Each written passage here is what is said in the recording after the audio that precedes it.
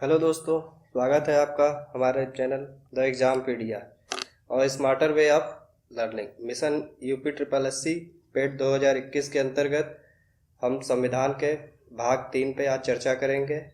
भाग 3 को देखने से पहले मैं आपसे यह गुजारिश अवश्य करूँगा कि आप भाग 1 और 2 को अवश्य देखें, जिससे भाग 3 ज़्यादा से ज़्यादा समझ में आए। अगर आपको ये वीडियो पसंद आए तो इसे शेयर करिए, सब्सक्राइब करिए, लाइक करिए और अगर इस वीडियो का आपको पीडीएफ चाहिए तो इसका लिंक हमारे डिस्क्रिप्शन बॉक्स में टेलीग्राम चैनल का दिया गया है, वहाँ से आप इस पे जुड़ के पीडीएफ प्राप्त कर सकते हैं।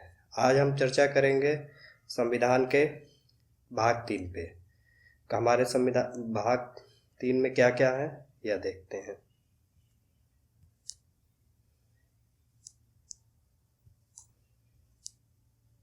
इसमें सबसे पहले हम चर्चा करेंगे सर्वोच्च न्यायालय पे। सर्वोच्च न्यायालय भारतीय संविधान के अनुच्छेद 124(1) के तहत 1950 में भारत में सर्वोच्च न्यायालय की स्थापना की गई। न्यायाधीशों की संख्या वर्तमान में 33 न्यायाधीश एवं 1 मुख्य न्यायाधीश हैं। सर्वोच्च न्यायालय के न्यायाधीशों को राष्ट्रपति द्वारा शपथ दिलाया जाता है। न्यायाधीशों के वेतन एवं भत्ते भारत की संचित निधि से दिए जाते हैं। सर्वोच्च न्यायालय के न्यायाधीशों की कार्य अवधि उनकी आयु की 65 वर्ष तक होती है। मुख्य न्यायाधीश राष्ट्रपति को संबोधित कर अपना इस्तीफा दे सकता है। अब हम देखेंगे भारत का महान्यायाधीश। वर्तमान में भारत के महान्यायवादी के वेणुगोपाल जी हैं। राष्ट्रपति उच्चतम न्यायालय का न्यायाधीश नियुक्त होने के लिए किसी भी व्यक्ति को भारत का महान्यायवादी अनुच्छेद 76 के तहत नियुक्त करता है।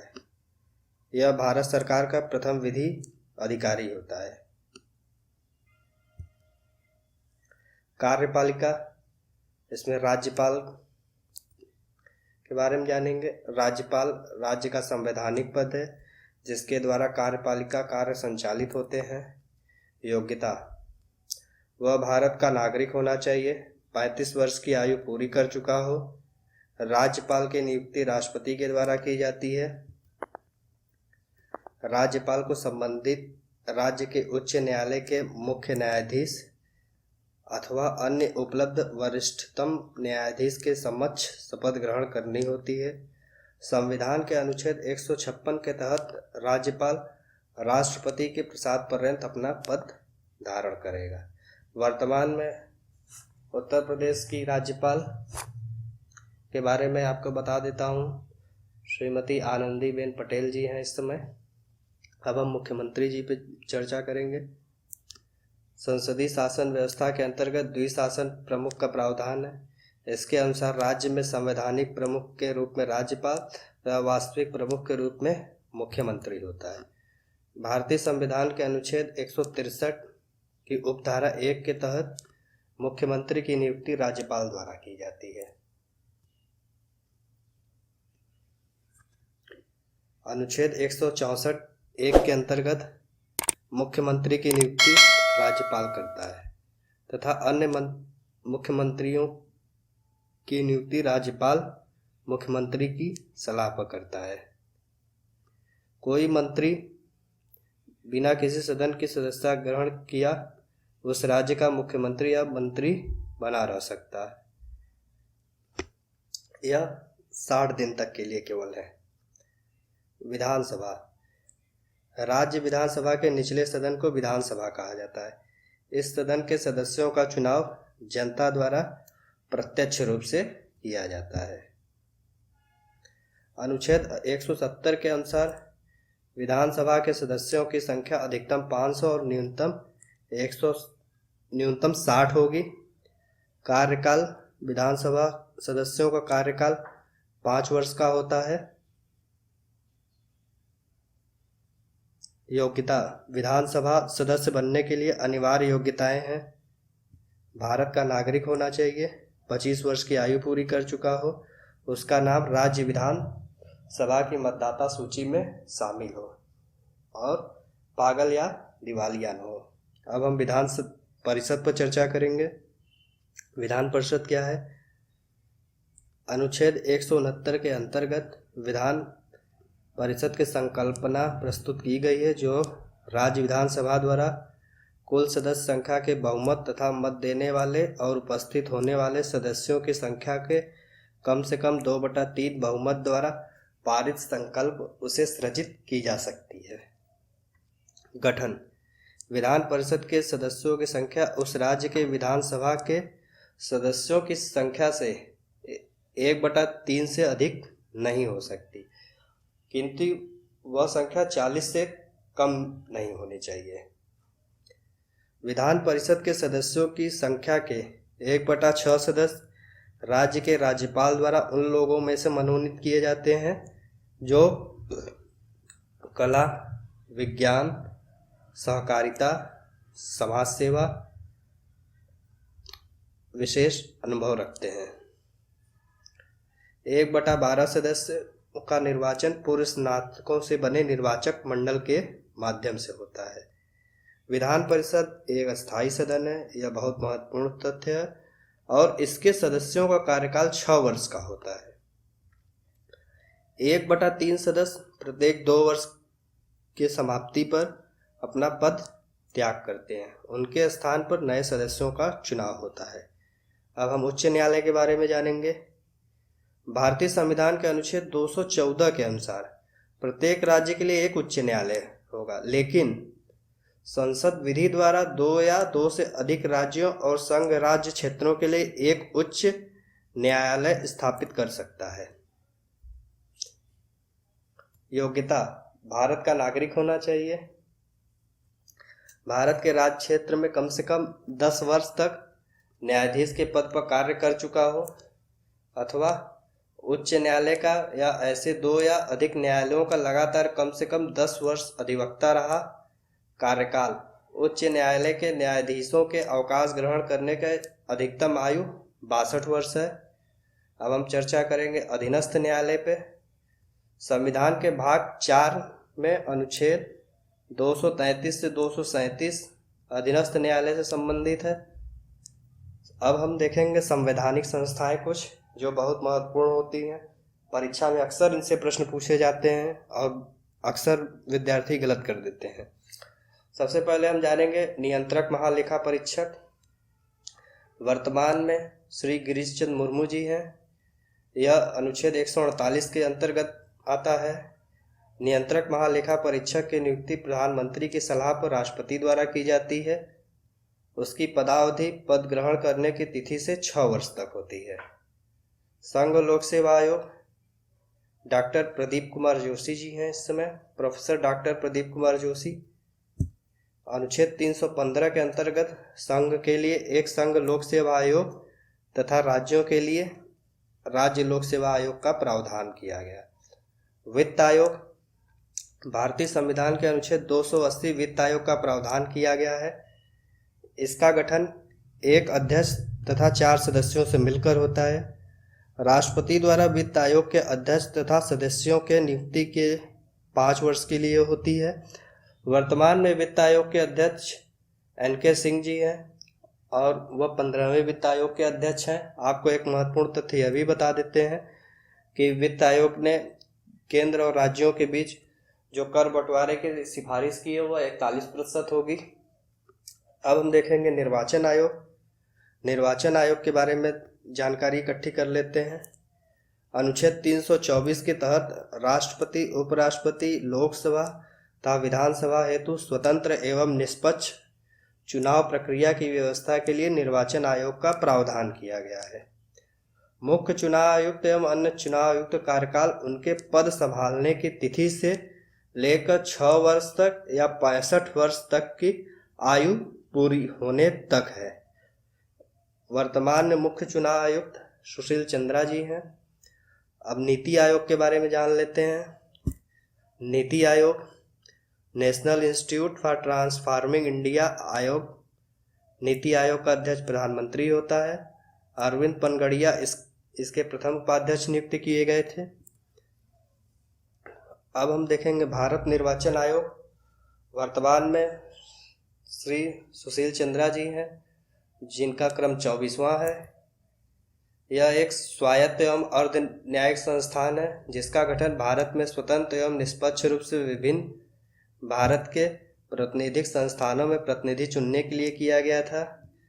चुनाव आयोग की स्थापना 25 जनवरी 1950 को की गई थी। संरचना आयोग में वर्तमान में एक मुख्य चुनाव आयुक्त और 2 चुनाव आयुक्त होते हैं। चुनाव आयुक्तों की नियुक्ति एवं कार्यविधि मुख्य चुनाव आयुक्त और अन्य चुनाव आयुक्तों की नियुक्ति भारत का राष्ट्रपति करता है। मुख्य चुनाव आयुक्त का कार्यकाल 6 वर्ष या आयु 65 साल जो पहले हो का होता है, जबकि अन्य चुनाव आयुक्तों का कार्यकाल 6 वर्ष या 62 साल जो पहले हो का होता है। चुनाव आयुक्त का सम्मान और वेतन भारत के सर्वोच्च न्यायालय के न्यायाधीश के समान होता है। मुख्य चुनाव आयुक्त को संसद द्वारा महाभियोग के जरिए ही हटाया जा सकता है। भारत निर्वाचन आयोग के पास विधानसभा, लोकसभा, राज्यसभा, राष्ट्रपति आदि चुनाव से संबंधित सत्ता होती है, जबकि ग्राम पंचायत, नगर पालिका, महानगर परिषद, तहसील, जिला परिषद के चुनाव आयुक्त की सत्ता संबंधित राज्य निर्वाचन आयोग के पास होती है। अब हम देखेंगे अगला टॉपिक पंचायती राज। पंचायती राज क्या है? पंचायती राज वर्ष 1957 में गठित बलवंत राय मेहता समिति ने सर्वप्रथम पंचायती राज को स्थापित करने की सिफारिश की। यह प्रश्न अक्सर एग्जाम में आते हैं और पूछे भी जाते हैं। सर्वप्रथम राजस्थान के नागौर जिले में 2 अक्टूबर 1959 को पंडित जवाहरलाल नेहरू ने पंचायती राज की नींव रखी। इसे 73वां संविधान संशोधन अधिनियम 1993 द्वारा लागू किया गया और इस अधिनियम द्वारा 24 अप्रैल 1993 से संपूर्ण भारत में पंचायती राज लागू कर दिया। पंचायती राज व्यवस्था की संरचना त्रिस्तरीय है, जिसमें जिला परिषद, पंचायत समिति, ग्राम पंचायत है। पंचायत ग्राम सभा की कार्यकारी संस्था है जो 11वीं अनुसूची में वर्णित 29 विषयों पर निम्नलिखित कार्यों को संपादित करती है। अब हम देखेंगे अगला टॉपिक नगर पालिका। 74वें संविधान संशोधन अधिनियम 1993 के तहत भारतीय संविधान के अनुच्छेद 243 त से 243 य 6 के तहत इसका विशेष उल्लेख किया गया है।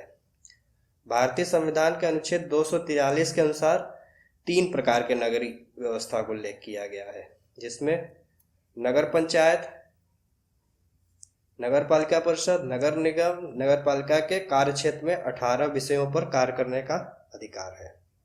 अब हम राजभाषा पे थोड़ी चर्चा करेंगे। संविधान के अनुच्छेद 343 के अनुसार संघ की राजभाषा हिंदी और लिपि देवनागरी होगी। वर्तमान में 8वीं अनुसूची में 22 भाषाएं सम्मिलित हैं। प्रथम राजभाषा आयोग का गठन 1955 में बीजी खेर की अध्यक्षता में किया गया। भारतीय संविधान में 3 प्रकार के आपातकाल का प्रावधान है। राष्ट्रीय आपात 352, राष्ट्रपति शासन अनुच्छेद 356 और वित्तीय आपात 360।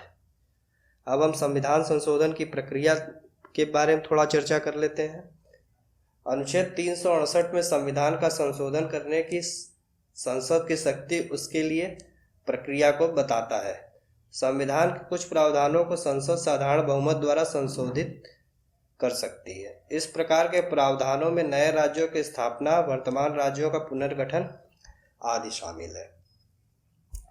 संविधान के कुछ प्रावधानों को संसद 2/3 बहुमत से संशोधित कर सकते हैं तथा उनका अनुमोदन अधिकांश राज्यों के विधानसभाओं के स्वीकृति से किया जा सकता है। संविधान के अधिकांश भागों में संशोधन संसद द्वारा 2/3 बहुमत से किया जा सकता है। यह स्पष्ट कर देना आवश्यक है कि 2/3 बहुमत प्रत्येक सदन की कुल सदस्य संख्या का स्पष्ट बहुमत होना चाहिए। अब हम कुछ महत्वपूर्ण संवैधानिक संशोधनों पर चर्चा करेंगे। केवल हम उन्हीं संवैधानिक संशोधन पर चर्चा करेंगे जिनसे प्रश्न पूछे जाते हैं। जैसे प्रथम संविधान संशोधन अधिनियम 1951 स्वतंत्रता तथा संपत्ति के अधिकार को सीमित किया गया। इसी तरीके से 36वां संविधान संशोधन अधिनियम सिक्किम को पूर्ण राज्य का दर्जा दिया गया और संविधान के प्रथम अनुसूची में शामिल किया गया। 42वां संविधान संशोधन अधिनियम यह बहुत महत्वपूर्ण है, इससे अवश्य प्रश्न आते हैं। इसे लघु संविधान कहते हैं। प्रस्तावना में संपूर्ण प्रभुत्व संपन्न लोक गणतंत्रात्मक गणराज्य के साथ पंथनिरपेक्ष समाजवादी राष्ट्र की एकता के साथ अखंडता जोड़ा गया। राष्ट्रपति मंत्रिमंडल की सलाह मानने के लिए बाध्य है। 44वां संविधान संशोधन देखते हैं क्या है। सशस्त्र विद्रोह की स्थिति में आपातकाल की घोषणा मंत्रिमंडल की लिखित सलाह पर की जाएगी। अब हम 61वां संविधान संशोधन देखते हैं। लोकसभा तथा विधानसभा चुनाव के मतदाताओं के आयु 21 वर्ष से 18 वर्ष की गई। 69वां संविधान संशोधन अधिनियम 1991 केंद्र शासित प्रदेश दिल्ली का नाम राष्ट्रीय राजधानी क्षेत्र दिल्ली किया गया, जिसमें 70 सदस्यों वाली विधानसभा बनाई गई। 70वां संविधान संशोधन अधिनियम 1992 दिल्ली विधानसभा चुनाव कर्मचारी विधानसभा को राष्ट्रपति के निर्वाचन में भाग लेने का अधिकार प्रदान किया गया। 73वां संविधान संशोधन अधिनियम 1992 पंचायती राज को संवैधानिक दर्जा दिया गया। संविधान में 11वीं अनुसूची जोड़ी गई। 74वां संविधान संशोधन अधिनियम नगर पालिका व्यवस्था को संवैधानिक दर्जा दिया गया। विधान में 12वीं सूची जोड़ी गई। 86वां संविधान संशोधन अधिनियम, इस अधिनियम के तहत संविधान में अनुच्छेद 21 का 45 का 51 का जोड़ा गया। राज्य द्वारा 6 से 14 वर्ष तक के सभी बच्चों को निःशुल्क तथा अनिवार्य शिक्षा का प्रावधान किया गया। यह 91वां संविधान संशोधन अधिनियम 2003 द्वारा जोड़ा गया। दल बदल व्यवस्था में संशोधन किया गया। अब केवल संपूर्ण दल के विलय को मानने का है। केंद्र तथा राज्य में मंत्रिपरिषद की संख्या क्रमशः लोकसभा तथा विधानसभा के सदस्य संख्या का 15% होगा। और सबसे आखिरी में 101वां विधान संशोधन भारत में सकल कर व्यवस्था जीएसटी अपनाने हेतु यह संशोधन लाया गया। आशा है आपको यह वीडियो अवश्य पसंद आया होगा। अगर आपको यह वीडियो पसंद आया है तो इसे शेयर करें, लाइक करें, सब्सक्राइब करें, ज़्यादा से ज़्यादा लोगों के पास पहुंचाएं। अगर आपको इसका PDF चाहिए तो इसका लिंक हमारे चैनल के डिस्क्रिप्शन बॉक्स में दिया गया है, वहाँ से टेलीग्राम पे जुड़ें। धन्यवाद।